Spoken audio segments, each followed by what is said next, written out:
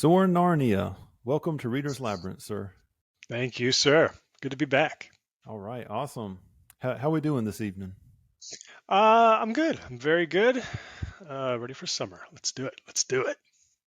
I hear you. Yep, the summer's in the wind here in South Carolina, and this is what this will be round four, I think, for you coming on Reader's Labyrinth. It's just been 4 or constant. 5 or It's I something just like I don't remember a time in my life when I wasn't on this show all the time. that. Four sounds about right.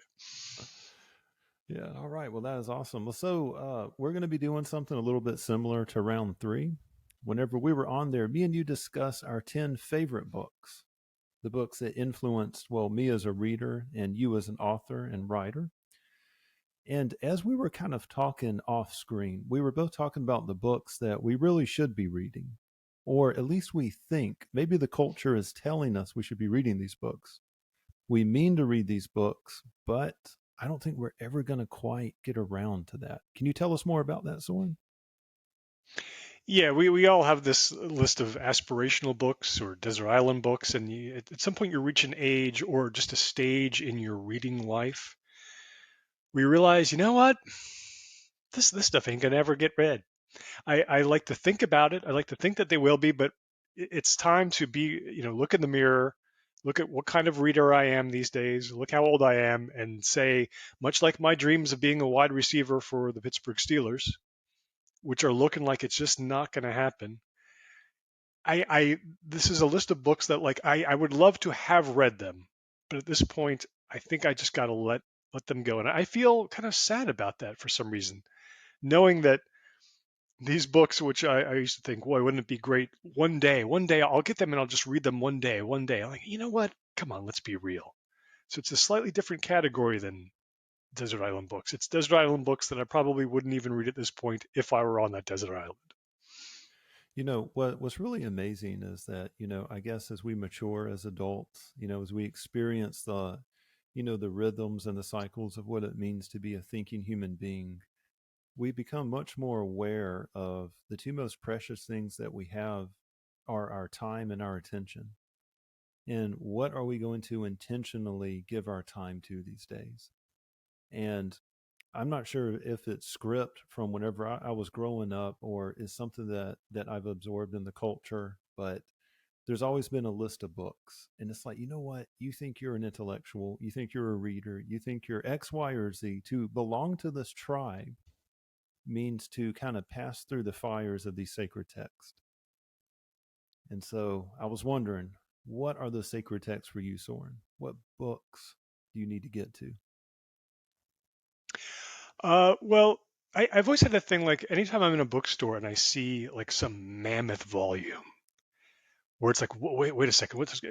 It's a real outlier. I have to stop and pick it up and see what it was. And one of the first ones I remember doing that with, it's called The Penguin History of the World, and it's now in its Oh, sixth or yeah. seventh edition. And what they did, super ambitious, is this book. It's about 1,300 pages currently. It's one big, massive penguin paperback at Barnes and Noble. It traces the history of everything from when uh, something crawled out of the ooze on Earth, all the way up to like Tom Brady retiring. It's in one volume. Everything that has happened so far across the world. Here it is, and I just love the idea of kicking back with a cup of coffee and like, let me catch up on the past X thousands of years. Let's see what's happened in the world from the very beginning to right now. And I just always love the idea. I've never actually owned it, but how awesome would I be as a person to have read this book, which I will never read. I'm not going to do it. But I wish I could say that I just the feeling closing that back cover, like, all right, I just read the entire history of the world. What's next? How about a little Dean Koontz or something? You know, Oh, that's right. Yeah. got yeah. So, whenever I read a history book, especially one that I haven't picked up before, and as someone who has a background in history and kind of studying it, but I've always wondered to myself, it's like, how how up to date is this book really? Once it reaches my hands, it's like, what primary sources have historians uncovered? What breakthroughs in science is invalidating a lot of the words, the narrative, and the messages that are coming to me. And I used to kind of hold a history book as something that was kind of semi-sacred, especially in my younger days. But now, I don't know. I've kind of grown a certain kind of cynicism towards the history books now, because the past is just so far away. Even if we were to describe ourselves, I mean, we're like, I'm a different person than I was yesterday, just on an emotional, physical, a spiritual level. And when I read these books, and it's like, well, the first 500 million years of Earth, is when the single-celled the organisms, blah blah blah, and then all of a sudden you had tanks rolling across Eastern Europe. But that's pretty wild. Yeah, history is, if you think about it, historians are just as susceptible to getting things wrong or nuancing things in the direction they want history to go, because they want to get published, they want to get Oh, acclaimed, for sure. they want to think in new ways more innocently, and so history will slowly get distorted. So any book of history, when you pick it up, it's like, well, you're hoping for about 70%. You're hoping to get the essence of what happened, and sometimes you can't even really, every book is written for its time. And people are always talking about, well, there's always all this new research that's always uncovered. It's making things more and more accurate. Like, well, no, no, no. I don't think that's really true. It's just giving us what we think is more accuracy, but what we're doing is bringing just a different set of biases to the history with every generation. And yeah, and then decades go on and stuff just gets lost, or we're trying desperately to reinterpret, like, someone's diary from 1404 based on three passages, and well, these people think it means this. Well, now the new thinking is that it meant that. It's such a mess. Yeah, when I was a kid, I thought, well, of course, my high school history textbook, this is the gospel. That's what I thought. And then start to slowly think, just like everything else in society, movies, TV, history books, you can't just dive in and say this is what happened, because it's just not. We have to accept a certain level of just uncertainty. So I cannot remember his name, but he is a philosopher of history. I didn't know that that was a substrate of the genre of philosophy. But he wrote a book, and gosh, I'm going to link it. It is going to flash up on the screen, I promise, whenever I edit this. But he wrote a book about, is history actually living? Like, is that an external object that is still happening somewhere in the plane of existence? And he goes into like real heavily how a human being will perceive time, how we perceive the future and the past. And he was talking about what what a human being, their memory is. And he got really really deep into this idea that, hey, maybe history is still happening. Maybe as we dig into the primary sources, it's triggering something in our brains that is causing us to make these associations. And a lot of times that will come out in a different ideology. But it was just a really really cool book, and he kind of played with time a whole lot, played with the human being and our perception of time, and the idea that, you know one concrete example how history might still be happening is because of the cause and effect chain. And he went into like what an infinity is and how that would be applied onto a human plane of existence. So, like, whenever George Washington, crossed a river, that caused a chain of event, that caused a chain of event.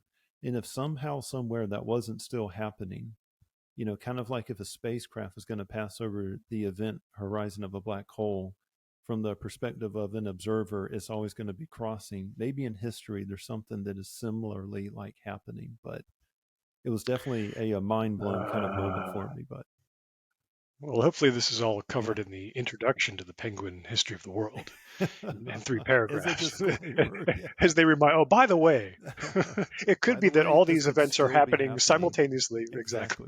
Right I'm now. sure that's in there somewhere. Maybe a Yeah. little footnote on page 642. Oh, by the way, we forgot to mention. Well, Um, hey, now I have found an entire life of books in their footnotes. I mean, there is so much really really good stuff in there. Some readers will take some time. But yeah, Yeah. that would be hilarious if there was a footnote in there about it. That's the only footnote in the whole book. Yeah. My let's see. Next on my list is the Lord of the Rings trilogy, but not quite for the reasons you might think. I put this on there because you know, when a story achieves such momentum in popular culture, it starts to become you start to lose what it's really about and what the essence of it really was and the truth of it was, because with the Lord of the Rings, the movies, the TV shows, the spin-offs, the board games, the video games, the memes, the dolls, the it's just I would like to I always thought I wanted to go back and like let me go back to the source and actually read these books so I kind of understand more where this, where the genesis was and what the original feel was. We talked about this before, where I read The Hobbit. I liked that a lot. Fantasy is not really my thing, um, but Lord of the Rings is probably an exception just for the depth of the universe. But it's almost like trying to reclaim the original Lord of the Rings books from um, the messiness of what I think of how I think of it now because of the oversaturation of it in popular culture. So that's partially why that's kind of made my list. I just don't think I'm ever really going to sit down and do it. I've kind of noticed the same thing with the Dune universe now. Like, since the movie has come out, and I was lucky enough to not have seen the David Lynch film when I was in high school before I read the book. And yeah, you know what? If I had to sit down and reread Lord of the Rings, the movies, the voices, the scripts, all of that is just going to be straight in my head now. And it's like, yeah, it's almost like, a giant planet with this gravitational wave, and it's just going to kind of pull you towards it, whereas the original path may have taken you somewhere else. Yeah, and that is the tricky thing about the media adaptations is that you can't unsee them in some way. In some way, it affects the reading of the original source material, which is kind of a shame, unless the media adaptations are just absolutely abominable, or Oh yeah. that's almost better for your reading experience. So yeah, but so that's also on the list. A nice perhaps slipcase volume of all three books would be delightful, I think. And and for our listeners, Soren Narnia is not talking about the animated film of Lord of the Rings as being a bad. Uh, I'm joking with That's you. right. I kind of like it. I have a thing. I love it. I watched the other night. I watched the adaptation of Watership Down, and I Oh realized my that gosh! Yeah, yeah. like Okay. I have a thing. It's probably nostalgia. I just have a thing for those though that genre, like in the late '70s when they were trying those feature length animations, which were more for children, definitely, but also appealed to adults, like The Last Unicorn. I don't know. I have a response to those, regardless of the actual quality of the movie. I just dig it. I don't know why. I just dig it. Well, they kind of had this innocence about them, I guess. Like they were trying to be serious, but they weren't very self aware, and I just love that about those movies. And Mhm. because of that, I thought that those cartoons would take some risk that cartoons today don't. It's like the cartoons that are produced in North America, they have to be self aware, and they have to be the butt of a joke somehow. Like you can't have a serious animated series anymore. It seems. I mean, Mm. it seems like the Japanese and the Europeans have kind of taken the lead on that front. But Yeah, it was such a different time and such a different way to oh go yeah, about them that there's just nothing like them. Like a lot of people don't like that the Lord of the Rings adaptation, of course, or even Watership Down. But like they're just different. They're just different, and what other those series that do kind of you? thing will never be replicated. Oh yeah, for What's that? sure. What other series do you like from that time period as far as the animated stuff goes? Late Oh '70s, well, maybe. I remember watching the Lion, the Witch, and the Wardrobe movie. Was that And, the that BBC one? the BBC, the I play. you I can't. Yeah. no, this was pure animation, pure Oh. animation. Okay. And it's never seems to be on anything anymore. But it just it's a very small subset, like the Hobbit movie, the Lord of the Rings film, Last Unicorn, Watership Down. Very small selection is what I'm thinking of. I'm probably The Rats and not Them. thinking of. That was pretty good too. I never saw that, but was Oh. that not a Disney or? Because they had a Maybe separate, in the very 90s, separate I think. vibe. Yeah, that's right. Yeah, yeah, yeah. Disney is Maybe a in the different. 90s. Never actually saw really any of those because I just assumed it was. I'm a Rankin Bass guy all the way down the line. Yeah. And even though Watership Down is not technically Rankin Bass, it has that feel, man. It has that Oh, yeah, it feel. does, doesn't it? Uh, yeah, Oh, it it's good does. times. Very, very Um, dark show. Yeah. yeah, yeah, very, very dark. Shifting, changing gears. The next book on my list is it's part of a kind of a subset of books. This is the novelization of Escape from New York. Now, this is kind of a stand-in, and I had to look on the list of books that have novelizations. This is just a stand-in because I had an idea once, like, wouldn't it be funny to start a book club? And it's a novelization book club. And what we do is we read terrible novelizations of movies. But then I realized certain practical problems with that. Like, how am I going to find like 10 copies of some of these old things? But I just, I have to wonder because I've never been able to find on the internet like a very serious, uh, educated list of the best novelizations. Like the novelizations that were actually pretty good. I have one from the Deer Hunter.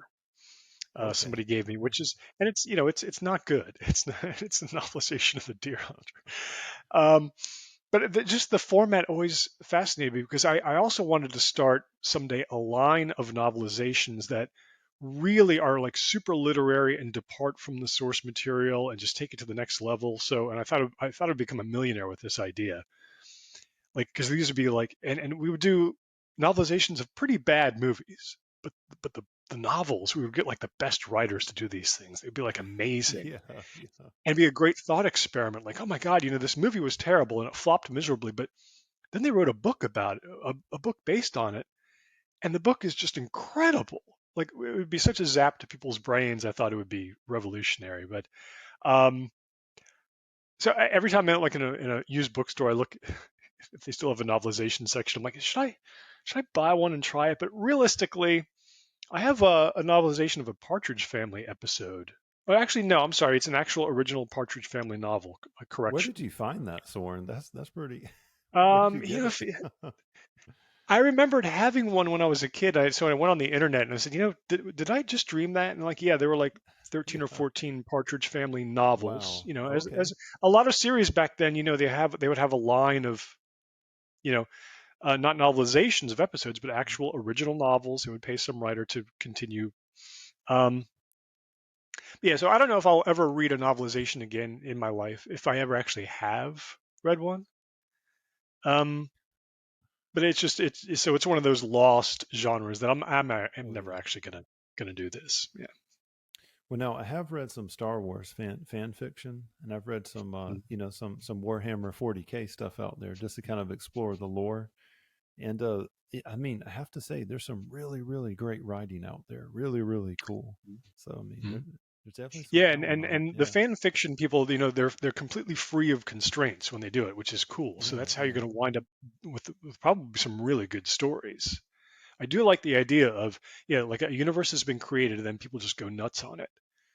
Whereas the novelization there's always a more cynical genre, like a quick buck kind of genre, which Oh yeah. it always seemed kind of strangely funny to me, the novelizations. But they're still out there. They're still doing them actually, once in a while. Wow. Okay.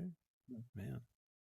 Do you know what I thought Um, of a novelization really quick? Do you remember the show Dark Shadows that sure, that came out in the sure, 70s? There's yeah. like 50 books out there that's based on it, and the actual cast members wrote them, and it's a serialization of them. And the Wow. actress who played Angelique the witch wrote 3 series on Barnabas Collins, like his backstory and some other plots and stuff. I think here at the house I have about 5 of those books actually, and I have to say they're actually pretty good. These actors and all, or the writers who they hired to ghostwrite for them. I don't know.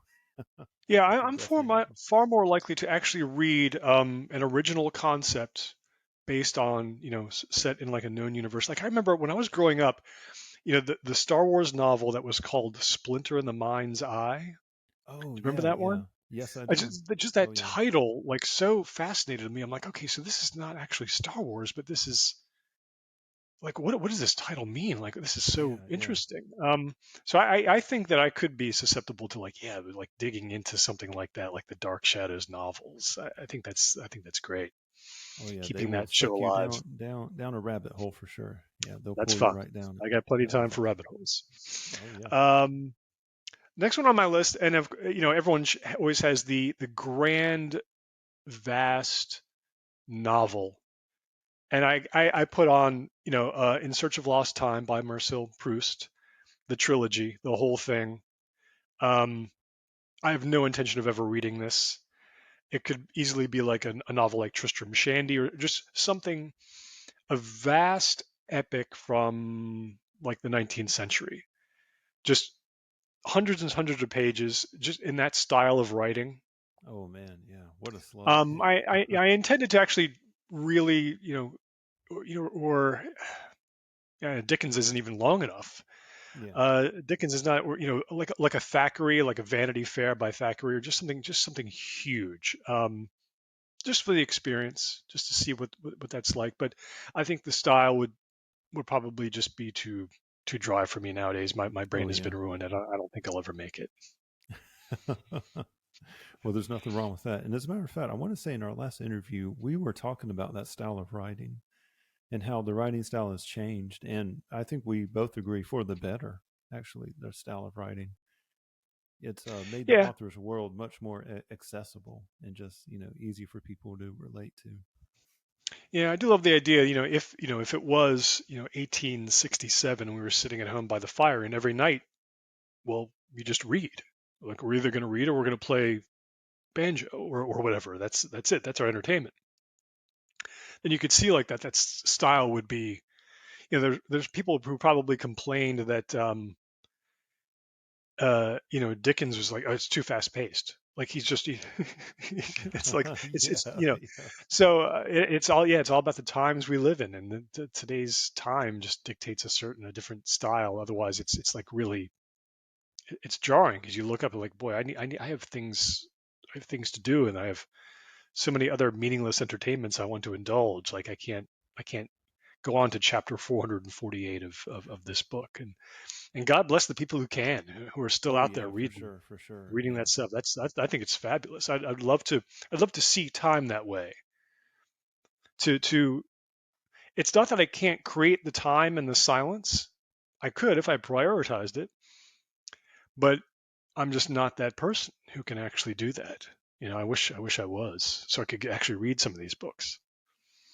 But, Oh yeah, man, Remembrance of the yeah. Marcel Proust trilogy Okay. always intrigued me.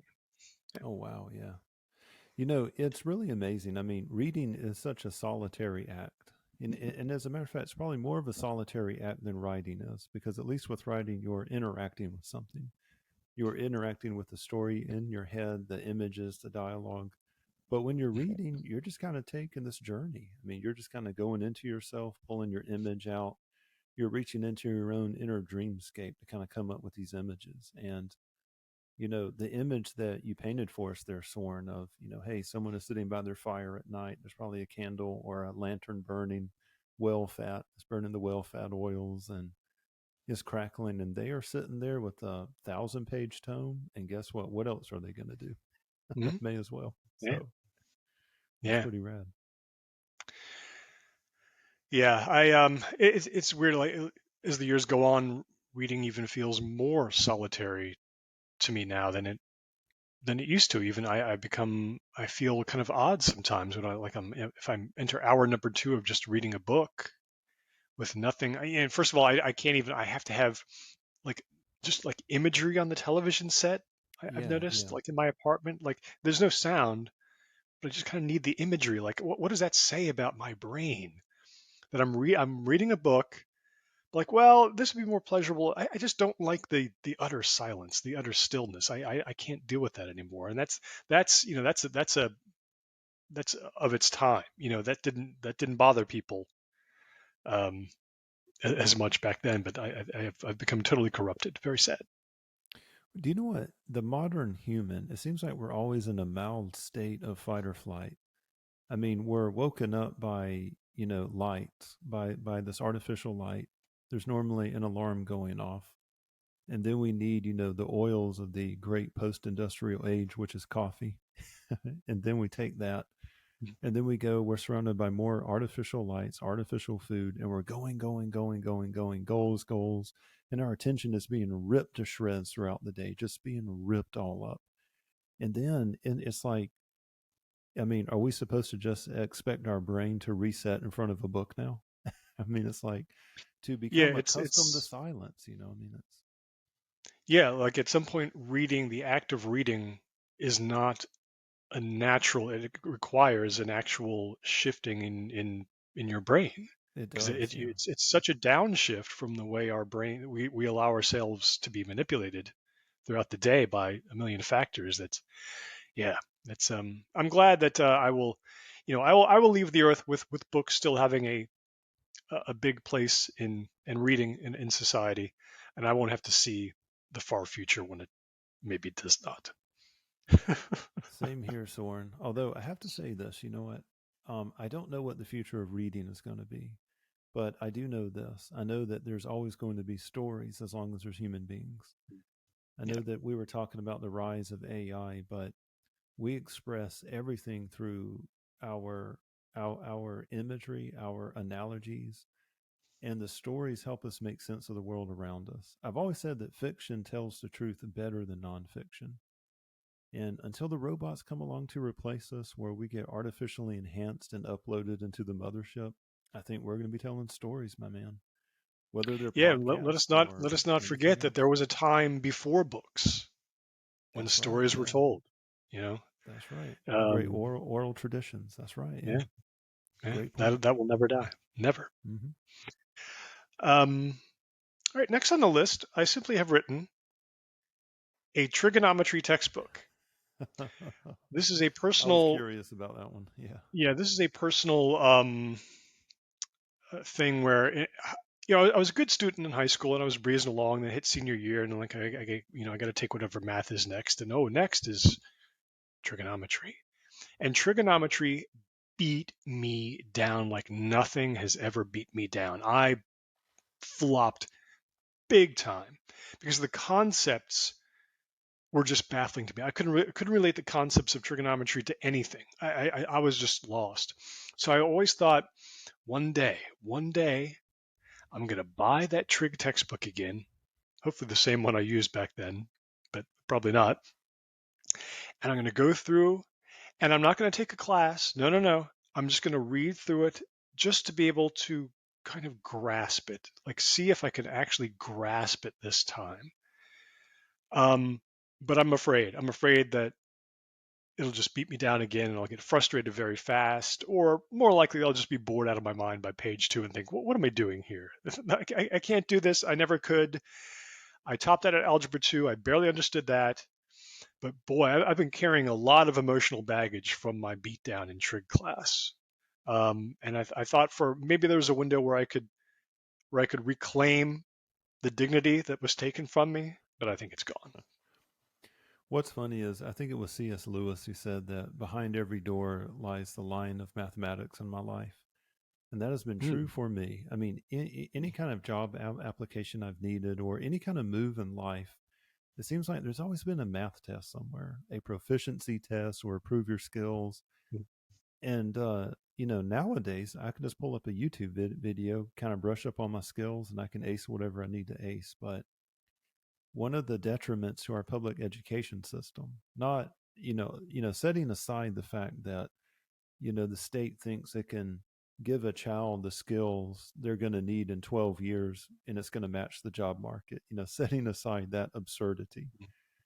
But it was the fact that they would require these higher level classes that in ancient cultures, the only person who would know trig would be the priest at the top of the pyramid before they're getting ready, before they're getting ready to make a sacrifice or initiate someone into their cult.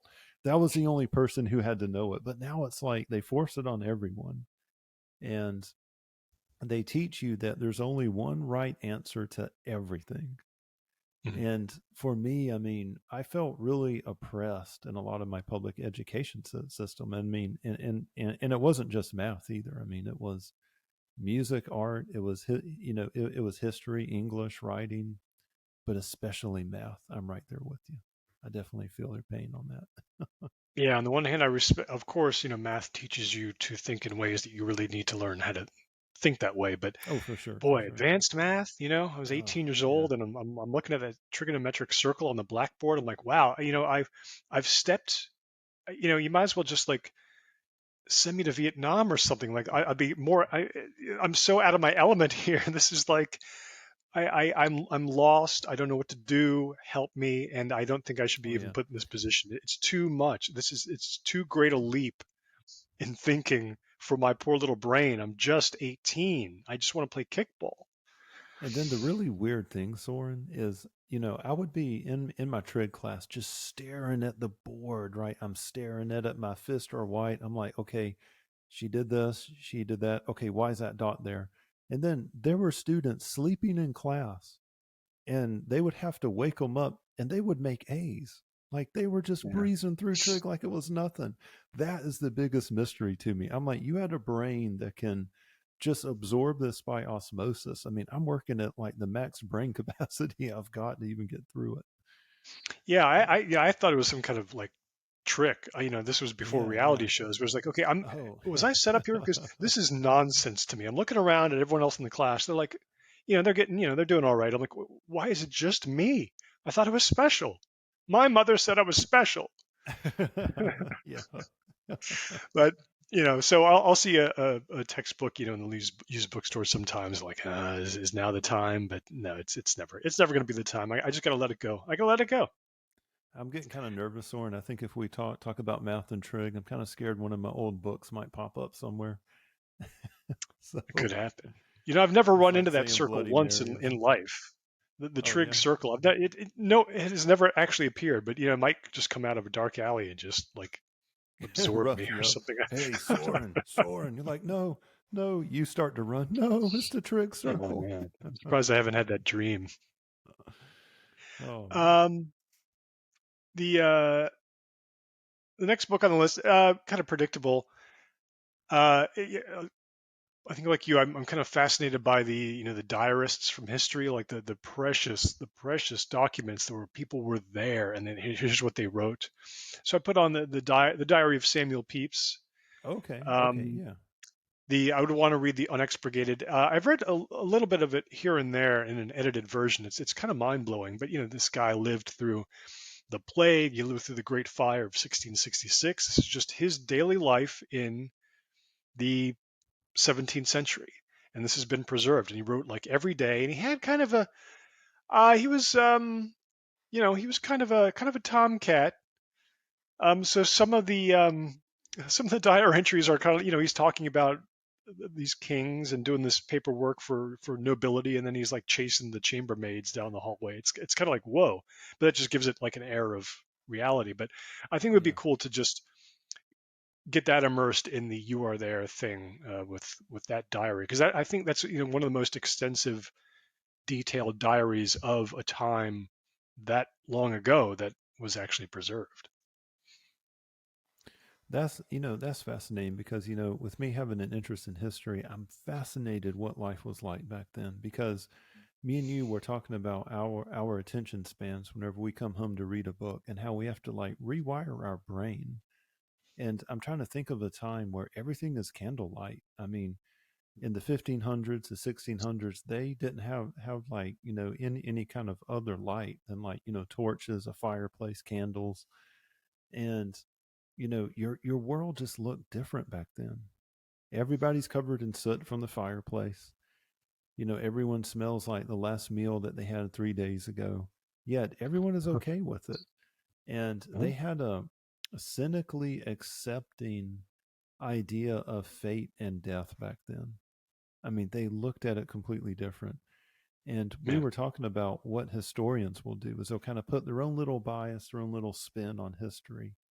And what I've noticed about historians today, when they look at the leaders, they look at the people from the time period that you mentioned, they always want to reduce their motivations down to power, greed, lust, envy. And my response to that is, look, these people lived in an enchanted world where a spirit where a spirit could chase them home, where there was a vengeful God that's waiting for them whenever they die. They perceive reality. Now, is power, lust, and envy, is that may have been in their calculus, but their overall worldview is just so completely different from what we have today. And yeah, and whenever you get a diary entry like that and it's talking about it, what's said, but most importantly, what's unsaid, what that floor would have felt like as he jumped up from his desk to chase the chambermaid. What did the air feel like? I mean, what did the clothes on his back feel like? All that stuff is just so fascinating. Yeah, and I bet you if we were to read that entire diary, there'd be almost no complaints about the lack of amenities of daily life Oh because yeah, it just yeah. wasn't like you can't complain about what you don't know will one day Exactly. exist, Yeah, yeah. you know. Um, so it's just like so you see like these people their happinesses and their sadnesses we probably find are so close to ours, so close. Um, the technology doesn't matter. Yeah, and I always sometimes I wonder like a person's religious belief today in their God, whatever that God is, like a very devout person. Compare it to a very devout person who believes in their God in the 15th century. Is it Oh yeah. more? Is it far more powerful, like behavior altering thing in back many hundred years ago? So when someone in 1308 says talking about their belief in their God, is it different from someone today saying that they believe in their God in the teachings of their God? Was it so in the bones back then that it was like a dictator of daily patterns almost, far more so today. We can never quite know this without the time machine. So, oh, yeah, for sure. And I had a professor in college, and he asked us a question. He said, "How many dead bodies have you seen?" And we were 18, 19, 20 years old. And me, up till that point, excuse me, I saw, two. And we had some guys that had, gotten, that had gotten back from Iraq back then. This was 2002, 3, 4. They may have seen a little bit more. And the professor said, we're going to be studying the people who were living in Hungary in 1480 and on the eve of the Ottoman invasion. And he goes, by the time they were teenagers, they will have seen hundreds of bodies. Mm. Most of their relatives would have passed away. They would have helped cover their bodies, move their bodies. They would have carried that weight downstairs. They would have carried them up hills to the cemetery. They would have helped bury bodies. And he was impressing upon us, the passion of Hungary as it resisted the Ottoman invasion and how important their faith was. And, I believe that people back then, their faith, whatever they believed in, right? And whether you were a Christian or Muslim or whatever, I think death was always so close. You could only get away with yourself being a hypocrite for so long before every single day, that final moment, your final agony could be just around the corner. So I don't know how many real hypocrites there were back then. And Mm. the people today who are very passionate about their faith that I've come across, it tends to be an intellectualized version of the faith, something that they put together on Twitter or YouTube. Maybe a few of them, the chosen few would have taken and read some books or something on theology. but they have a faith that isn't really shaped by the movements that shaped the people in the 1500s, the 1600s, the 1700s. Um, telling a 10-year-old boy, hey, when you're 13 years old, your four older brothers, two of them are dead. Two of them I managed to place with a guild in town. We don't know what we're going to do with you. You may be on the streets if you can't find anything. And that reality hanging over them. I can imagine that those, you know, the people back then are probably just way more hardcore than us. I just think that they were just tougher, and I know that Yeah. that's a cliche, but I just think that they were damn tougher. Yeah, like we At would the end never, of the like day, stepping out of that time machine, we would not be able to describe our lives without them shaking their heads and say, wait a second, wait a second. I'm sorry. I'm sorry. And just thinking that we were just the wussiest of all human beings. I mean, it's just, we would get back in the time machine in shame and say, just program this to like, I don't know, 1987. yeah. I'm just going to go back like just that's as far as I can go back because I just feel a sense of guilt and a horror if I go back too far. You mean you didn't just kill the defeated enemy? What's this? The Geneva Convention? What's Yeah, that? right. It's yeah, or it's the you step out and you step out, of course, the old you step out into Napoleon's war room, Oh gosh, yeah, and yeah, Napoleon says, yeah. "Okay, it's time to go to sleep," and you see what he's lying on, like, oh, Hmm. yeah, I go the blow up mattress that I have back in my Yeah. it's 10 times more comfortable than this. I just wanted to mention that. Um, And for the yeah, record, very. if I have to go into a time machine and go back in time and serve in an army, from history, I want to serve under a general who's a coward, that's always late to the battlefield. He always misses the battle. That's the Right, general I'm serving under. That's it. right. Yeah, Napoleon. That seems like, oh God, you're taking us to run? Oh, Do I you know. Yeah. like what, Wait a minute. What? dude? Can we just rest for a little while? Yeah. Yeah. Why are we going to Prussia? What are we going there for?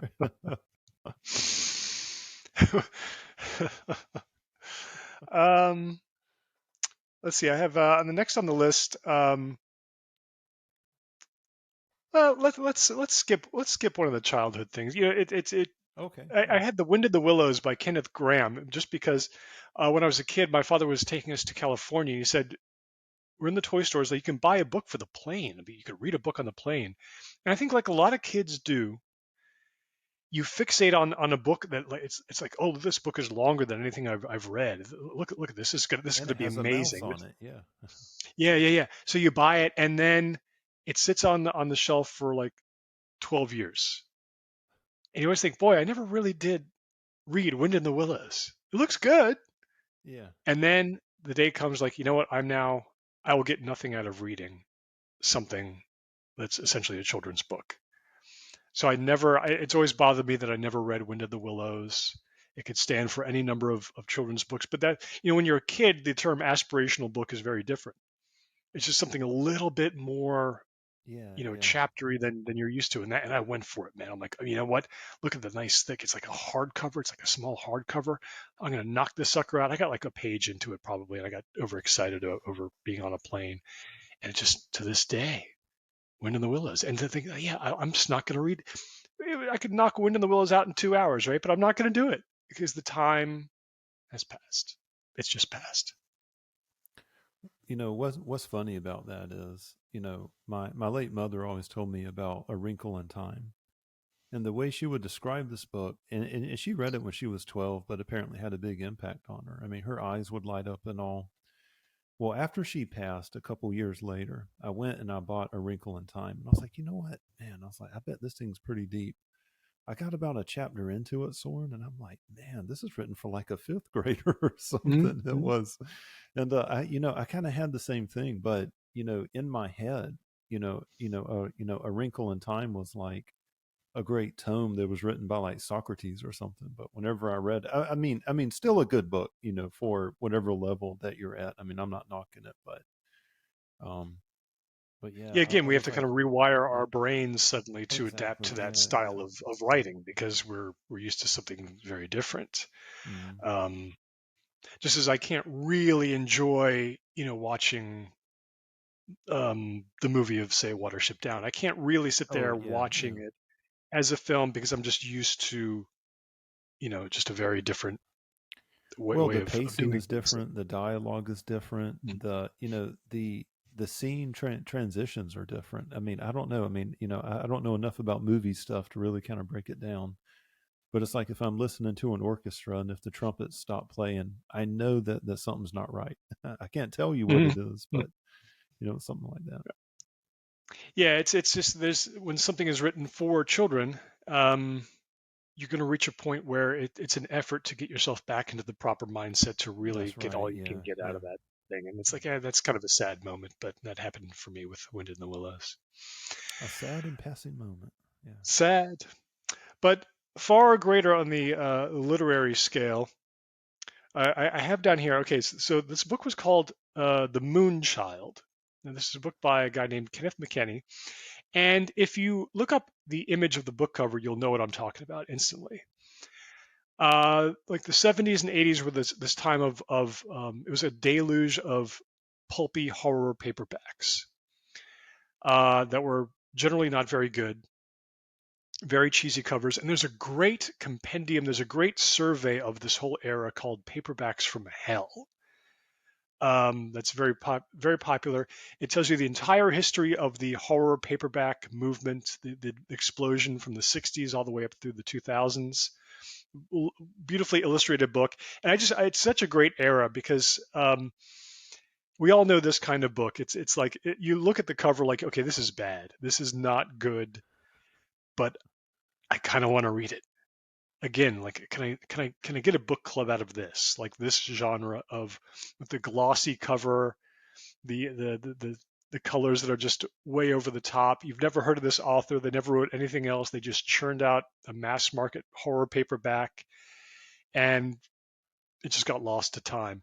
And the Moonchild was one I bought like at some drugstore when I was a kid, and yeah, I read like 4 pages of it, and I think it may have even been over my head back then. And like, I know this is not going to be a very good book. It just can't be. There was a time when I would actually read the whole thing and maybe find that out, but I think now even those pulpy things, which by the way, since the book Paperbacks from Hell came out, I notice that they are reissuing like 8 or 10 classic titles from that era under the Paperbacks from Hell branding. Okay. So Yeah. it's kind of cool. So you see the original covers. You can go to Barnes and Noble. They're like on an end cap at the one near me, and it's just like they're kind of resurrecting this era through like 10 different titles, some of which are actually not bad.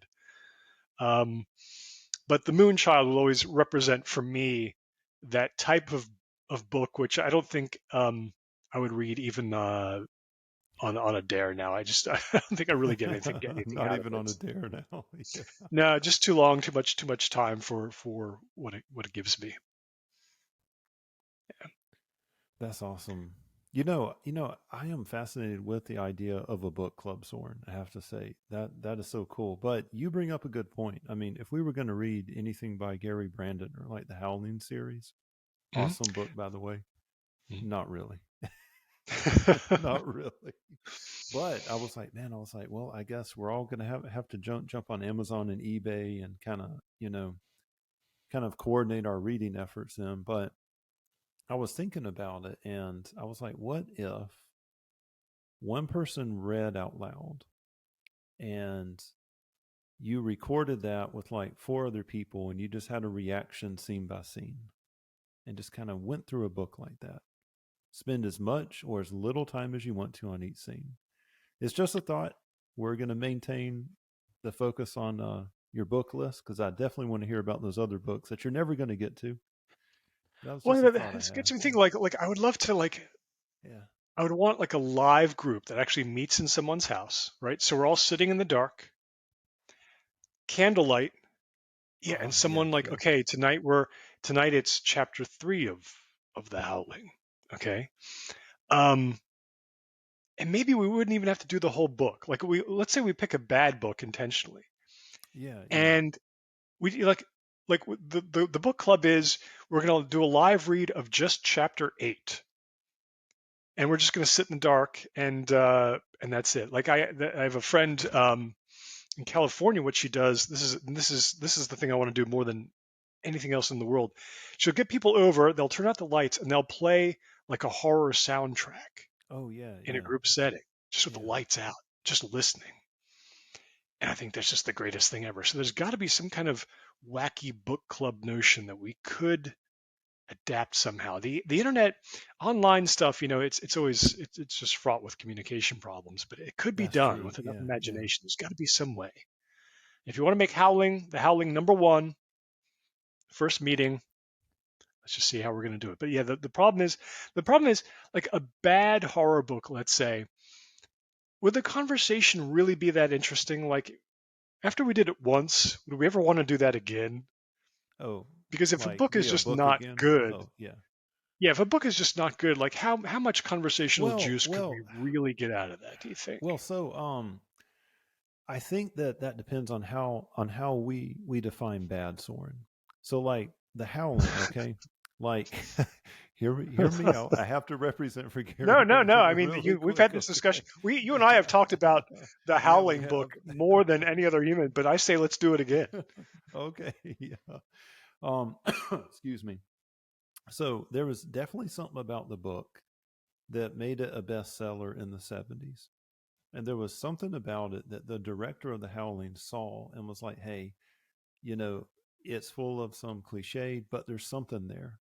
There's just this there's this, it has a quality about it that you can't just quite put into words.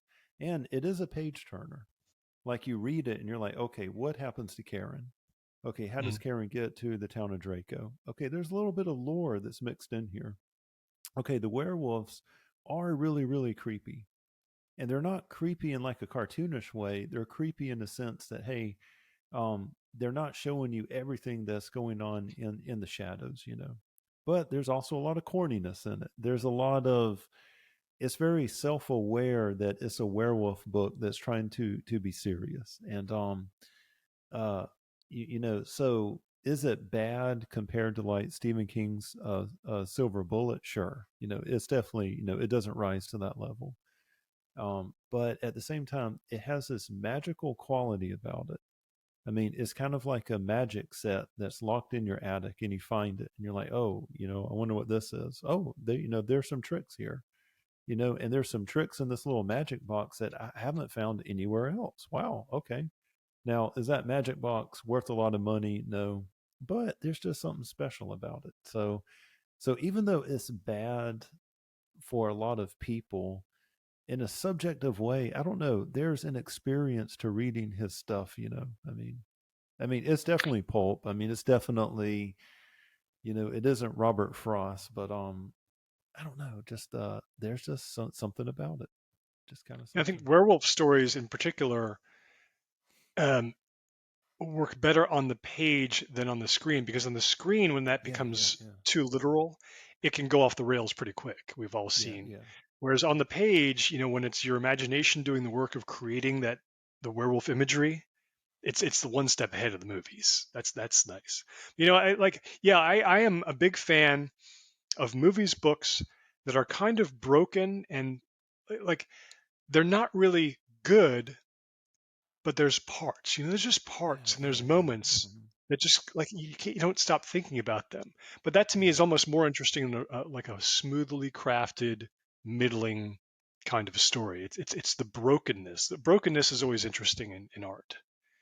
Like something that almost got there but didn't because it's just weird. But that alone will make it linger in your mind. I love when that happens. So for all I know, like something like the Moonchild is like that. I could read the Moonchild maybe and like, yeah, this is no good. But like, yeah, it did have like the couple scenes that just kind of accidentally kind of stumbled on something. That's always great. That's always good. Those are the books you put on your shelf, and Yeah, like yeah, for every 10 sure. years, like, do I want to, maybe I won't read that again, but I'll never quite forget how the experience of reading that book. because it wasn't quite what I expected. Can't say it's good. I can never recommend it to someone, but damn if there wasn't something. That's a good genre of story. I think so. And you know what? You bring it out so well. It's a brokenness to them. Like, I mean, it's the racehorse that for some reason or another it fell out of the race, but you can still see it in the field of other horses. I mean, it's big, it's muscular, it's this and that.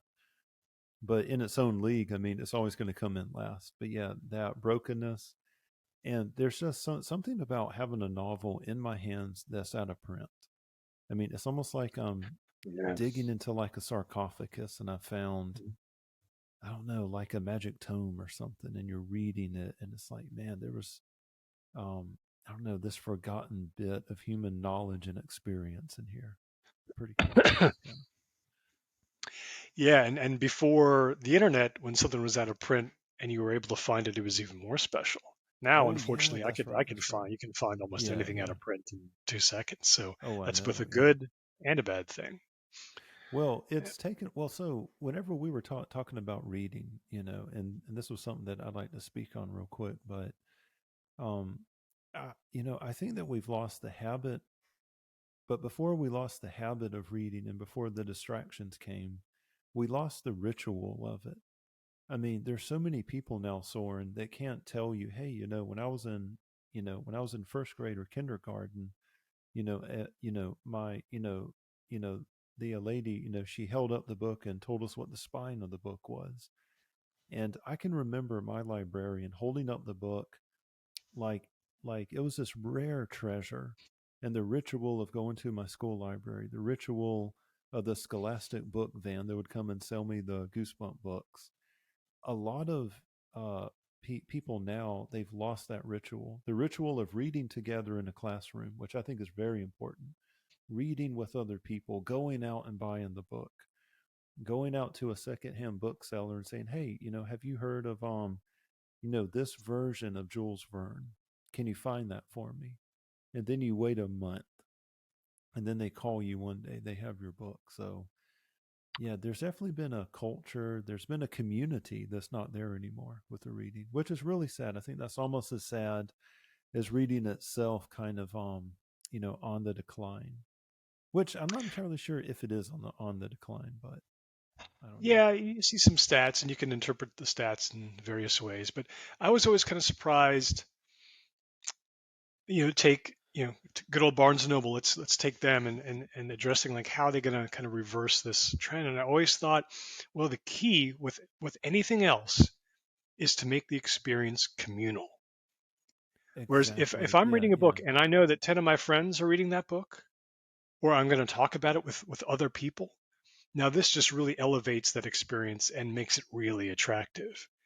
And I was always surprised that Barnes and Noble wasn't far more aggressive. Like, okay, how do we make reading these books like a communal experience? You go into Barnes and Noble, there's 50 billion titles, and you're like the only one in the neighborhood reading any given one. Like, how do we and that's the kind of the genius of like the Oprah's book club. Like the concept of that is so I think that's just a fabulous concept. It gets so many people reading the same book, and I think that's just great. I always thought that if I were president of the United States, I would want to start the presidential book club. Like every month, I would announce to the nation, by the way, here's what I'm reading this month. Here's the book I'm reading. And we're all going to get together on a Zoom call, live stream, and we're going to talk about it on the first Monday of every month. Um, so you get tens of thousands of people all reading the same book that month. I think that's just an opportunity that no one has really like the Oprah Book Club has come closest to getting people all on the same page for just a little while with books. That's right. Yeah. And I'd like to see that concept replicated at the local level more and more and more and more. Um, where like if I pick up any book, I should be able to find a bunch of people who are currently reading that book. Maybe it becomes like a Discord channel thing, Yeah, you know. yeah. Yeah. So basically, Soren's apartment at midnight with candles, and we're going to read a book. That's it. We're Yeah, going the to show up, problem is going to the read it. fire, the smoke alarm goes off like instantly, like Yeah. no matter what I do here. Oh man, Um, that's the only problem with the candles. Otherwise, I'd be living the candle lifestyle. that's I was awesome. able to briefly, it was like last year, I was able to kind of reclaim the habit of reading by simply doing the old trick of, look, when I go to bed at night, half an hour, just, reading whatever book I got going. And that, Yeah. it actually worked for me. It actually did work for me for a little while. I was in the groove, and then I fell out of the groove. But that was a good little kickstart. It's always habits, and it's trying to apply in our attention to make a habit, worthwhile. And it seems like whenever we try and rearrange our brain, there's just this act of will. And man, right before bed, at least for me, that's when my will is the weakest. It's like, Yeah. Yeah. Well, and you're then I busier start than I am. doom You work scrolling. harder than I am. You have more going on than I do. I go to bed, I'm still bursting with energy because I haven't done anything that day. So it's a very different experience. Let's get toward the end here. I do have in the same, basically the same category as Penguin History of the World, the history of the decline and fall of the Roman Empire, Okay. Edward All right. Gibbons. That's just an era of history I've always kind of found interesting. I think because of my images are romanticized and probably really inaccurate. I'm picturing all these just Roman senators going around in robes saying wise things. Um, I'm picturing Rome as this like ghastly, Yeah. like LA style place. Um, and I think it would be that is a vast, massive history. Just exhausting. I don't know if you've ever read it, but I just haven't kind of read it, zooming in but on yeah. one particular epoch of human history and giving it a go. I was, maybe I'll just watch like I Claudius and call it a I day. Claudius, yeah. Yeah, yeah. That's awesome. The decline and fall of the Roman Empire was it's one of those tomes that, as a matter of fact, I have a copy of it. Is what I have of the volumes and everything. And whenever I was looking at it, just kind of thumbing through it, there's a lot of politics. There's a lot of minutia in it, but there's also parts in there that I was able to like just really strongly relate to years ago when I tried to read it. Um, During the crisis of the third century in Rome, when the barbarians were crossing the Rhine, they're sacking cities. This Roman general, I want to say it was Max. What was it? Was it Maximilian Thrace? But he rose up and challenged one of the Visigothic. Or no, it wasn't the Visigoths. Who was it? Gosh, I cannot remember the name of that German tribe. But he ended up killing the German chieftain, like this Roman general did. He challenged him to a fight, and I was like, you know what? Throughout all the politics, the culture, the layers upon layers of time and stuff, this was an event in history, if it really happened, which it's doubtful if it did. I can relate to. I Mhm. can look at that Yeah. and be like, I can see the courage, the bravery. You're stepping in front of, I mean, almost like this Greek myth, this post-apocalyptic world, the crisis of the third century. The Antonine Plague was just ripping through Rome, and all of a sudden you have this Thracian general that rose up out of the Roman ranks as a peasant boy. He became a general, and he just kills the rival leader with his bare hands. And I was like, man, there's something tribal about war. There's just something masculine about that story. And I was like, dang, it reverberates all the way down, I guess 2,500 years later to a guy like me that's reading it. So Yeah, like it's kind of, the Roman civil wars and the Roman fighting off the barbarians. That's funny. That's oh, another yeah. thing about history. Like the term itself is loaded. Barbarians. Like Oh, these are yeah. just people. Yeah, They it weren't is. barbarians like we define them. They're just people. It's Yeah. like a blanket term for the other cultures surrounding the area. We're still calling them barbarians. It's The it's so it's so barbarians coming. insulting. But Yeah. yeah, there's just the imagery of the battles is just so it's very vivid. Just the um it's pretty striking. And I just you delude yourself into thinking that it's like, yeah, like these mono on a mono battles, these leaders like raising their swords to the sky, and I don't really know how it worked. Really, honestly, I don't know how they had the endurance to fight these Can you battles. imagine then? I mean, there was no penicillin, there's no neosporin. Like they didn't have any of that. One bad cut, and I mean, it wouldn't even have to like get an artery. Just one bad cut. What am I going to put on it? Water from Yeah, that stream over there? I mean, what am I yeah, gonna? right. The That's it. bandage that was, yeah, right, riding in the donkeys, sackcloth, or And you were the. expected to die. That's the thing. You I were like, know, look, this is yeah, what we yeah, that's expect of right. you. We expect you to fight, and we expect you to die. I remember reading Exactly, yeah. that these guys were way down. Like the armor was so heavy in so many of these battles, they actually sunk into the mud a little bit, and they Yeah. had to rotate the lines, kind of like in a hockey game, Hmm. constantly because their limbs would just be exhausted from this close Oh melee yeah, yeah. fighting. Okay, so the line behind you has to step up, and you go back about 15 feet, rest for a second. Like this is not what I And then want you're to rotated. what I I want to do know with this my isn't day. what This I is want just to not do. like Yeah. anything to avoid this, frankly. Yeah, it's stunning. But yeah, something I also think like the whole story of Rome. A lot of people like to draw parallels between Rome and America. Oh If yeah, yeah. I, and I do find it fascinating, like the decline of this great civilization, like how, like what were the steps where it just slowly went to hell? Like what was the cause? And because I do think that even America could very much meet a slow weird end, just like Rome. And I would kind of like to see like what the parallels are really like. But it would take reading a lot more than just one point of view to get those parallels. But why not start with this big, massive, Exactly. Yeah, yeah. famous May as well text? start Yeah. with that one. Yeah. And just one more for me. I actually had a strange one to end on, but and it just came to me today that these things exist, and so I'm not a role player by any means. I don't really, I'm a board game guy, but I'm not a role player. I don't never Okay. did like D&D or anything like that.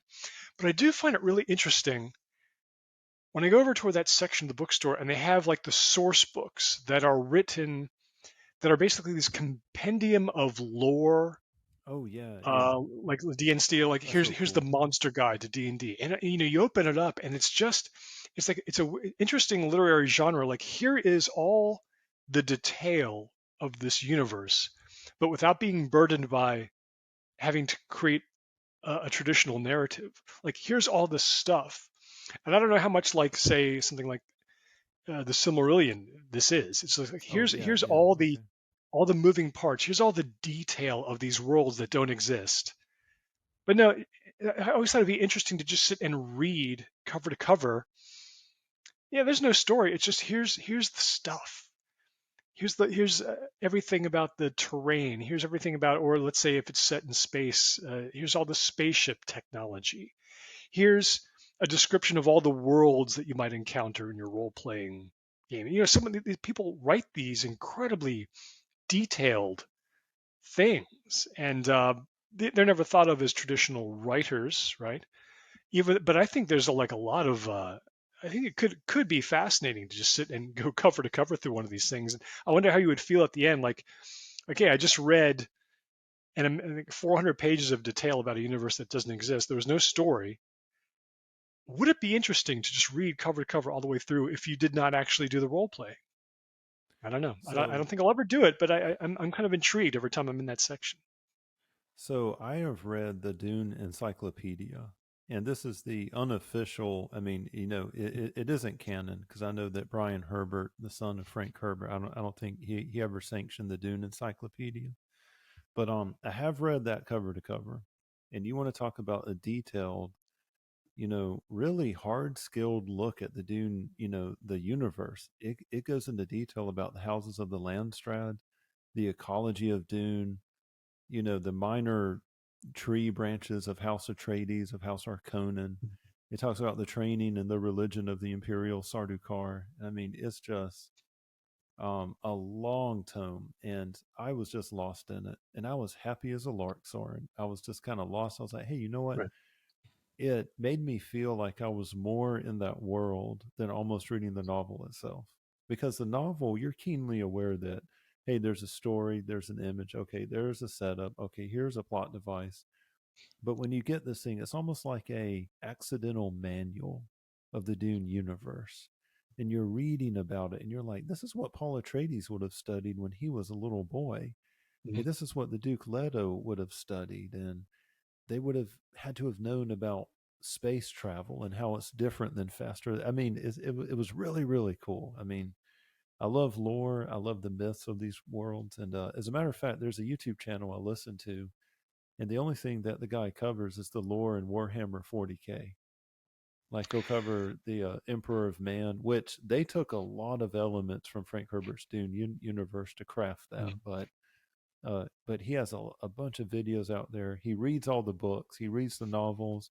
He reads the manuals, and it's a real treasure trove of it. But I could swim there all day, man. I love that. Yeah, there's people who, they wrote, like if you were to go to the Starfleet Academy, like the Star Trek Oh characters, wow, yeah, yeah, here's what their textbook would have looked like. And I think that's great. That's such imagination. And to be liberated from the having to write a story, a traditional story, and just like, yeah, yeah, we're just gonna write about the we're gonna zoom in and immerse you in that world in this other completely other way. And you're not really supposed to read these a lot of this stuff cover to cover. You're supposed to dive in and out and get the use out of it that according to your current situation, or maybe you're playing this game, or you're reading this version of Dune, so you just want to check some facts yeah, or learn a yeah, little bit more. You're yeah, not really exactly. supposed to do it cover to cover. I think the cover to cover experience, I think, would be, I don't know, it might be incredibly boring, but it might be really really eye opening. So I don't think these people get the credit they deserve for I um, think so. Yeah, yeah, taking you're right. these universes and building on them and giving the players like this vast imaginative expanse to play in by just sitting at the laptop and just imagining, pure just imagination without narrative. Not I only think that, I Soren, but their knowledge of the world. Like, before they sit down and they write the manual, before they write the manual for the Starfleet Academy, like you're saying, this expansive knowledge base of everything that's going on. And they mm, know, hey, you know what? There's some fans out there. If A doesn't follow B, they're gonna let me know. And so the yeah research, oh my gosh, the research in the canon and the work that's already preceded them. yeah it'd be interesting, like for instance, if could you there needs to be a program where everything ever written about the Warhammer universe, say, is collected Oh, in a yeah, series yeah. of bound volumes, and An you call it STC. something just like, yeah, there's like here's everything. And because it would be staggering. It would take It would, it, yeah. but someone should do it. I mean, and of course there would be the usual, yeah, there would be the canon fights. This should go in. No, that's not canon. No, who is this Oh, person? yeah, We never yeah. heard of this person writing. Some fan fiction might be extraordinarily high quality. Should that go in? Well, maybe, yeah, but that really shouldn't, because it wasn't endorsed by the Frank Herbert estate. Yeah, So yeah, it would be an exactly. impossible project. But I would just like to know the page count total of all, let's say, all the Star Wars fan fiction and all the Star Wars guidebooks to the universe that have ever been written. It all needs to be housed somewhere in a bunker. In a And bunker, that's right. With there seeds needs to be for there needs to plants be a whenever the lending asteroid library. hits. Yeah, Right, yeah. right. Yeah, that's right. Yeah. But hats off to the people just taking these universes and using it and building it for very little pay, I'm sure, just for the love Hmm. of it. Oh, I yeah, feel like yeah, it for would be sure. nice to read some of their work sometime. Well, I've got some But YouTube that's it. channels I That's can send basically you. my Yeah. list. My Okay. list. All Everything right. else I've read everything else. You You've know, read everything else. Yeah. Well, I it's mean, just I those figured 10. so. Yeah, that's awesome. Ah, man. Yeah. How many times have the New Year's resolutions come around, and how many times has read more been on the list? Oh man, you know what? I've kind of given up on New Year's resolution, Soren. I can't even lie. It's but I have to say, like, the books, excuse me, that are on my list. I always feel this nagging pain of guilt. You know, it's kind of like a person I promised to have a conversation with, and I never called them. Mm. And I'm not sure if that's something that I've picked up on my childhood or where exactly that came from, but we can talk about a few of those, or if you want to wrap it up, we can wrap it up, sir. However you would like to do it, I am No, game hit, either hit way. me, hit me, hit me with what you got. Hit me. Okay, well, I tell you what, I'm going to talk about this, the Red Wall series. I don't know if you've ever heard of this, or it's a children's Sure. book, Mm-hmm. but it's a children's book for the smart kids. That's what it is. So naturally, my brother beat me to the punch when I was in elementary school, and he read all of the Redwall books. They're about this thick. They're thick books. There's very little pictures in them. I couldn't tell you what it was about, but I have this childhood jealousy of my brother that he read the Redwall books and I wasn't smart enough, or I hadn't really developed enough in fourth and fifth grade, where I could read enough to even do it. But he always kind of held that over me, which is funny though, which is funny. My brother has a big imagination too. He So was to right to do kill it. it, yeah, oh yeah, yeah, for sure, definitely. You can't read this book, but and it kind of it intimidated me a little bit. I think because my brother is someone who I always admired growing up and I always relied upon. But the seriousness with which he took the Redwall books, and he would quote from it, and not a line or two. I mean, he would quote a paragraph from it. And whenever we would go outside to play and stuff and make pretend, he was always bringing in the Redwall references in it. But I was always a step That must behind, have made it. so That must have made it far worse for you. Yeah, that's oh, it did. It was rubbing salt in the wound on that salt. so Oh basically, yeah, it's like man. him turning to you after every sentence and essentially saying, "I'm sorry, I forgot that you're not part of the club. Yeah, I that's apologize. right. Forget I said anything. Strike that from the record, Frank." Yeah. Um. So that was Redwall. So that was fantasy, right? That solidly Yes. in the Yes. fantasy Yep. genre, right? Mm-hmm. What? How many books were there? Redwall. Oh gosh, there was quite a bit. I want to say, at least four of them. At least Yeah, four I remember when books. I worked in a bookstore. It was never like the top tier of sales, people coming in, but it's once in a while, like, okay, someone else is buying a Redwall book, and yeah, I never actually, yeah, never tried it myself. So the next book, I have a note that I wrote down for it, but this is Dante's Divine Comedy. Now, someone who's a history dude, and someone who like to kind of dip my toe in the philosophy world. It's to my chagrin I haven't read this book. I've only seen little snippets of it. I've seen some documentaries on it, but to sit down and go from page one, to page, ending, I've never actually done. And for me, this is kind of an emotional reaction to the book. Um, excuse me. I think through the culture, I've kind of absorbed the themes that are at play in the Divine Comedy. And a lot of the imagery, man, is just brutal. This deranged Augustinian God who's obsessed with manipulating the free will of humans and leading them to like the worst possible outcome. And the contradictions, the horror that's in the world, I'm drawn to it and I'm kind of repulsed by this work. And I had a religion professor in college who said that he believed um, that Dante was semi-inspired to write this by some kind of higher power that was, and the higher power wasn't letting us know that this is what the afterlife is like, but it had some other kind of malevolent, I don't know, I guess reason for putting that out there. But uh, you know, and plus, me with my religious background I had growing up, it seemed like the most stern, the most hellfire people love Dante's Inferno. They loved it. They loved to read about it. They loved the imagery in it. Whereas me, I was horrified about the concept of a hell and really confused by it. And the logical contradictions between free will, fate, and an all loving God and eternal punishment, they relished in the thought that people would burn in hell. They relished the thought, and they love the works of Dante. So for me, I just kind of have like this emotional reaction now to it. On the Hmm. one hand, I'm like, hey, Frank, you know what? It's time to be a big boy. It's time to read this book. So, your history friends on Twitter, you'll start to get their references here or there. But I kind of half suspect that they haven't read it themselves. I kind of half suspect that. So Yeah, just, that's it kind of falls in the category of books that people seem to have a convenient memory of having read, but like, yeah, did you really? Did you there's a really Mandela read? effect. Yeah, yeah, Yeah, did you really read the Aeneid? Do you really read Beowulf?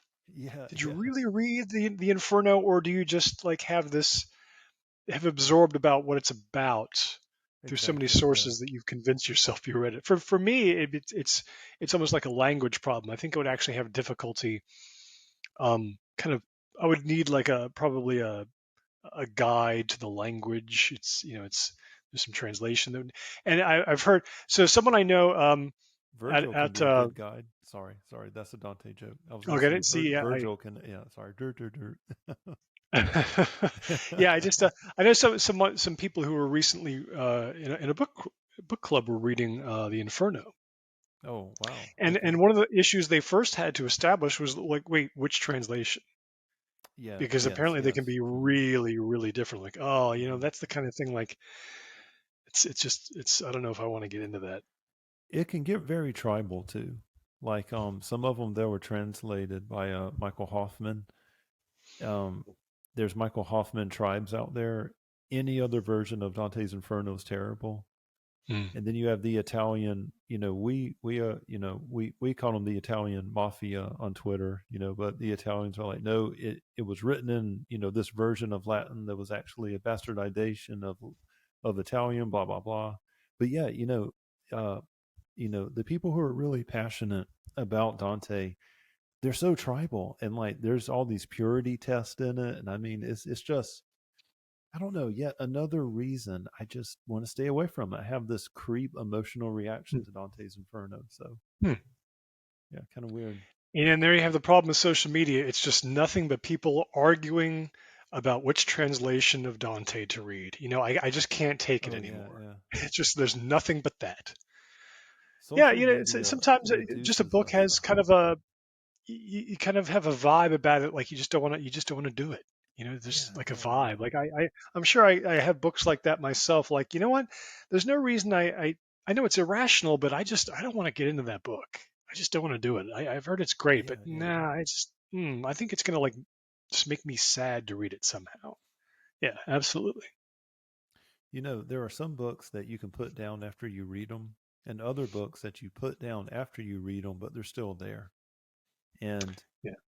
the books on my list, they kind of have that quality about them.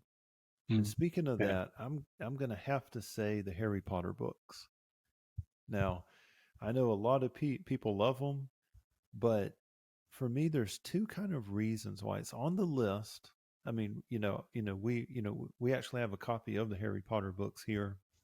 I don't know if I'll be reading them anytime soon, and the reason for that is that I can almost feel the titanic pull of the characters and their emotions and their struggles in the Harry Potter books, because J.K. Rowling changed the cultural narrative with these books. The Harry Potter world worked its way into the lexicon of daily discourse, and which is brilliant. Which is brilliant. If I ever wanted to write, I would parse those books. I would try and figure those books out and figure out how she did it. But there's a hook in those books, and I can sense it. Where not only would I be hooked on the books, where I would just want to read page after page after page and burn through all the books, but and I'm at a point in my life where I don't like my time to be monopolized like that anymore. And I get kind of angry when something gets stirred up in me mentally, and I get hyper focused on something and I can't put it down because I'm already dealing with my phone, I'm dealing with work, I'm dealing with bills and everything above.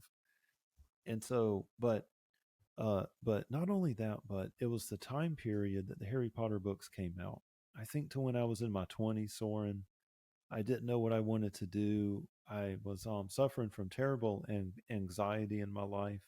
And I just kind of associate, and everybody around me was just obsessed with the Harry Potter books. My Mm. professors, my friends, everyone was talking about it. And I was like, what are you discussing? This feels like the episode on Star Trek when they were given these glasses, and the glasses were like slowly hypnotizing the entire crew until there was only one person that wasn't wearing the glasses. And Harry Potter was kind of my first real exposure to a cultural phenomenon, and I just didn't like it. I didn't like the outfits. I didn't like the LARPing.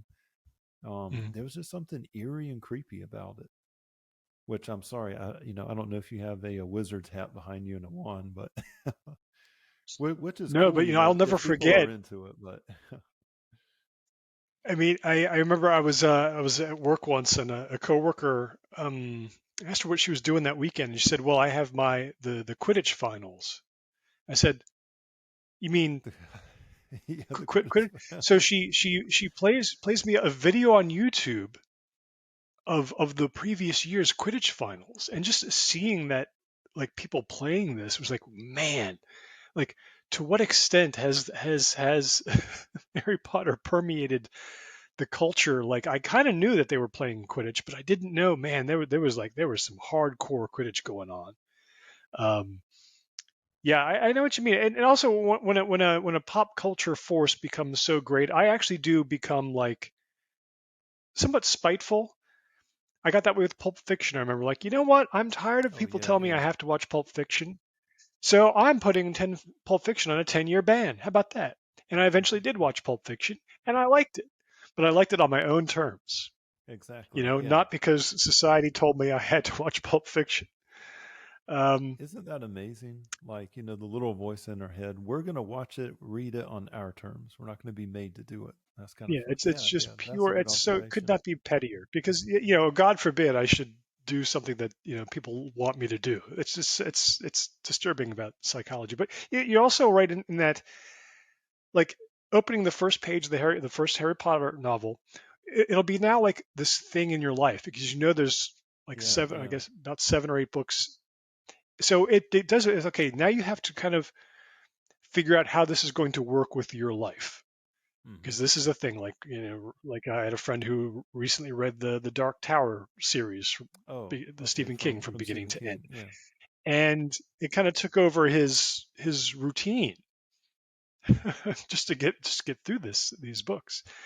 So yeah, I mean, it doesn't really sound that irrational that you wouldn't want to. Yeah, you don't want to start. You just don't want to start. Exactly. Yeah, yeah. You wouldn't mind having read it. You'd probably really enjoy it, but comes with a lot of other baggage. Yeah. And speaking of baggage, I would say Dan Brown's The Da Vinci Code is on my list as well. It's on my list of books that I should read because I mean, I hear that, now kind of years removed from its initial release that, it's a pretty good story. I mean, it's a thriller. I mean, that's what it is. But but again, just kind of going back to 20-year-old Frank Schumpert in college, the people who asked me about Dan Brown, it seemed like they always had an agenda. They were either like a militant atheist trying to push an agenda, or they were like a fundamental Christian trying to push an agenda. And going to the University of South Carolina, just on the campus, there was like this vibe of like where it was almost like a litmus test to see someone could ask you what you thought about the Da Vinci Code, and mentally they were pigeonholing you. Okay, this person is right leaning, this person's left leaning, this person's secular, this person's religious, and I hated that. I hated when I would meet Mm. someone new or I'm having a conversation like, we're talking.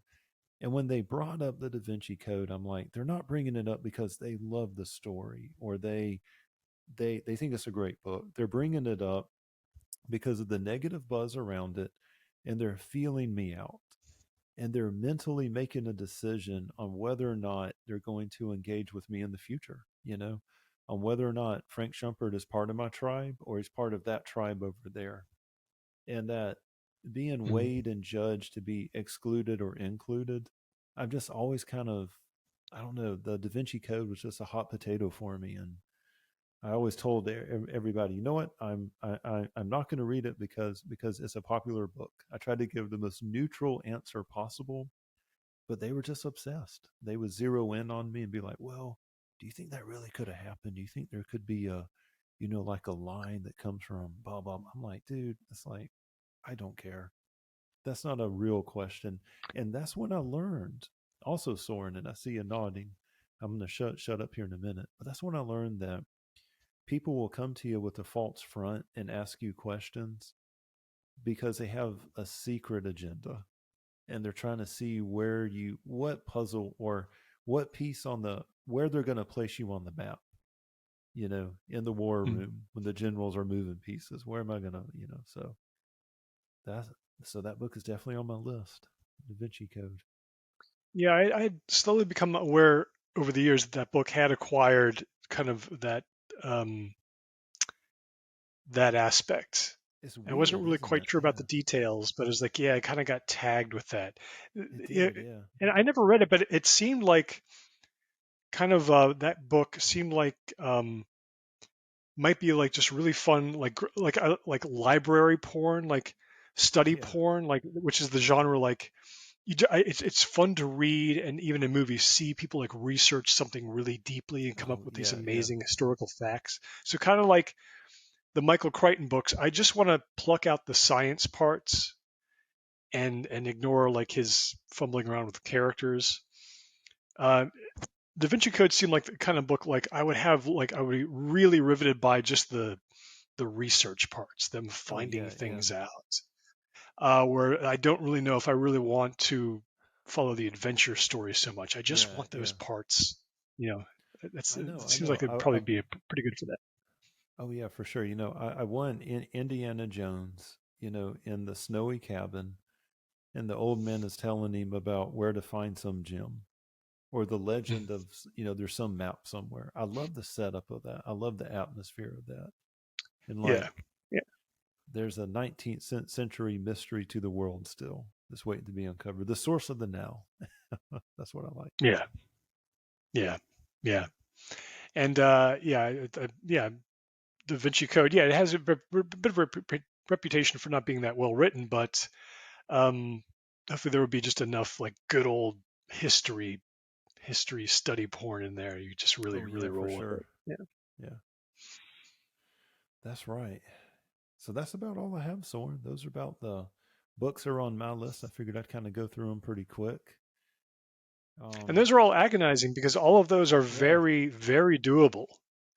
You they know, they are they the are. Yeah, the that's the. yeah, I mean, outside of outside of Dante, that would be an effort. That would definitely be an Oh effort. yeah, yeah. But your other stuff is just it's going to be a good time if you It's got into it. there. Yeah, no, yeah, Yeah. Soren. It's going to be a good time. But like yeah, like with Harry Potter, like okay, if not now, like yeah, will there ever be a time when yeah, I don't know. With our lives, it's tough to think that more time is going to be created ever. We can lie to ourselves about being retired, and then we can. Oh, Yeah, but yeah. we'll be completely different people when we're retired than we are now. Exactly. Yeah, Who yeah. knows what You're we'll right. be into? Who knows how we will view reading? Um, and I know what you're talking about when you say that there's guilt, and everyone I know is the same way. We all feel a little bit of guilt about this whole reading thing. But, we don't trick or treat anymore. We became different people. Yeah, yeah, We for don't sure. collect pogs anymore because we're different people. We don't have roommates, really. We're different people. So I think to myself, well, maybe I'm just not a reader anymore. That was a time in my life when I was a reader. Now it's simply a different time in my life, and I shouldn't feel too bad That's a that, good point, and Soren. yet I Yeah. do, and everyone I know does. It's like a lingering shame about not reading more. Very interesting. There's a saying in Dune that Paul's father Leto was telling him, and he said that without change, there's something that sleeps inside of us and seldom ever awakens.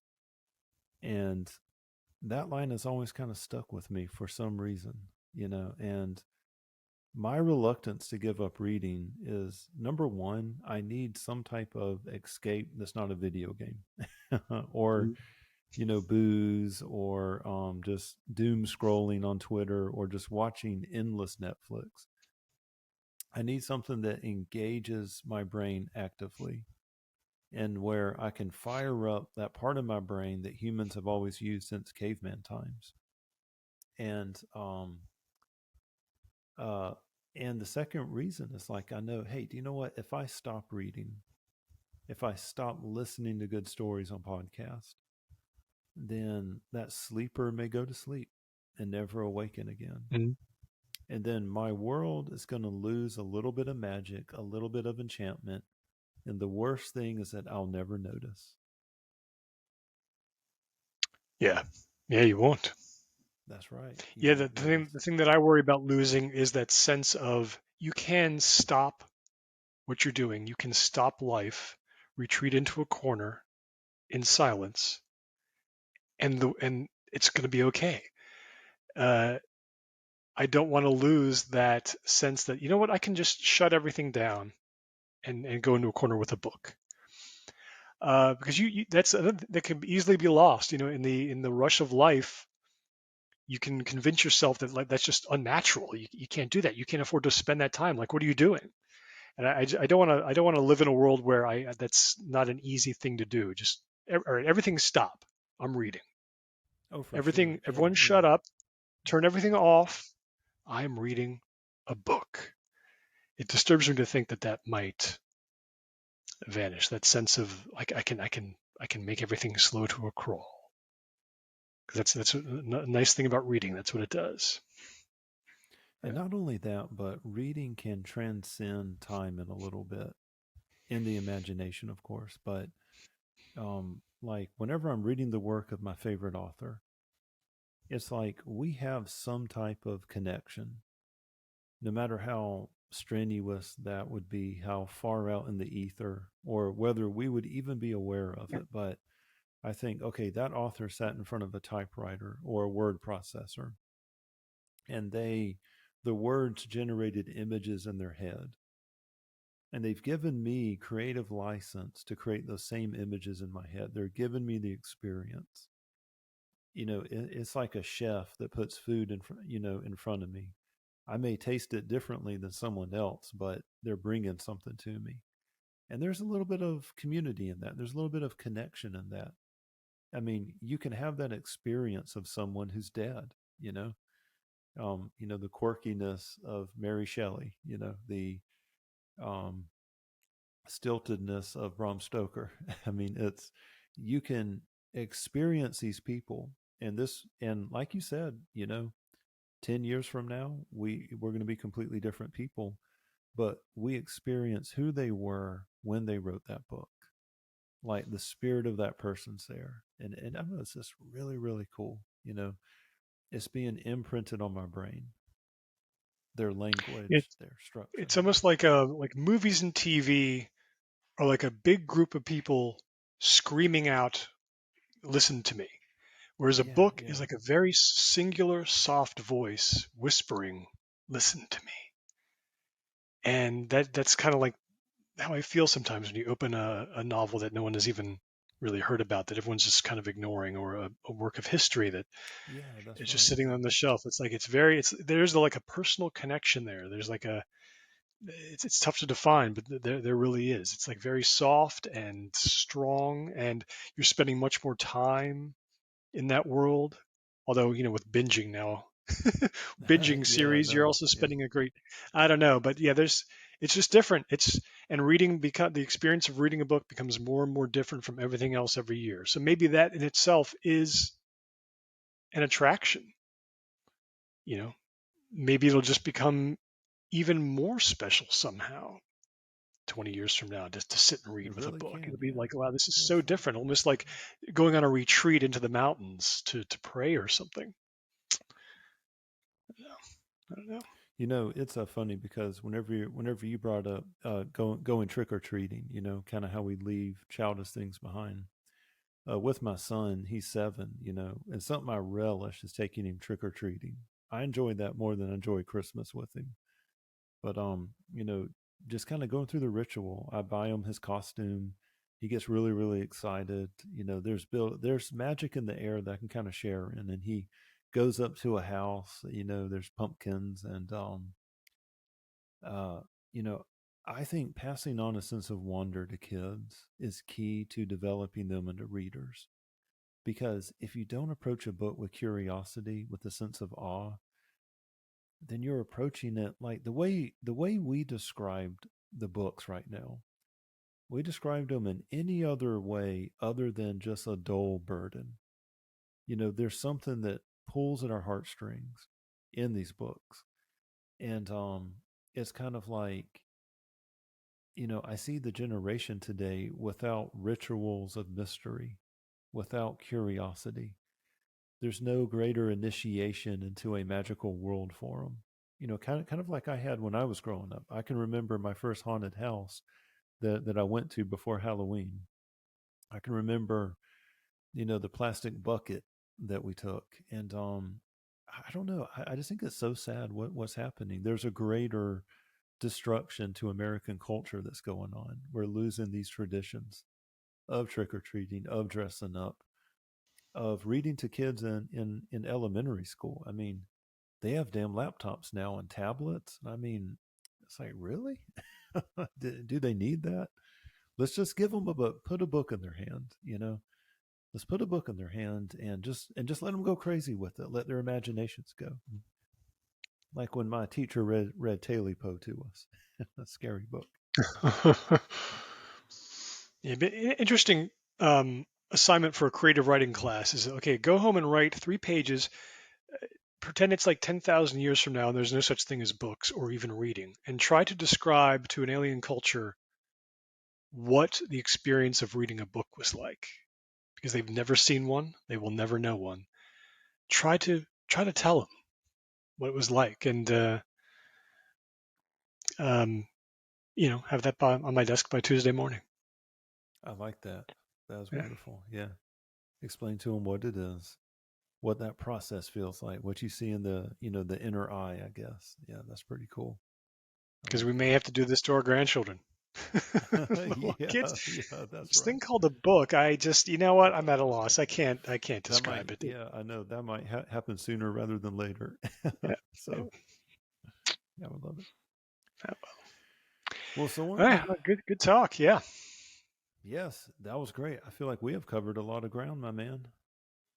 And in That just was talking awesome. about books, I feel like we've done something for books. I can't, I don't know what, but it feels good to just talk about them. If I'm not reading them, at least I can talk about Exactly, that's right.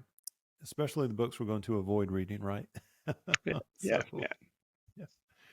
Well, Soren, I appreciate you coming on Reader's Labyrinth. It is always a pleasure. Certainly, anytime. All right. Until next time, sir, have a good one. Very well.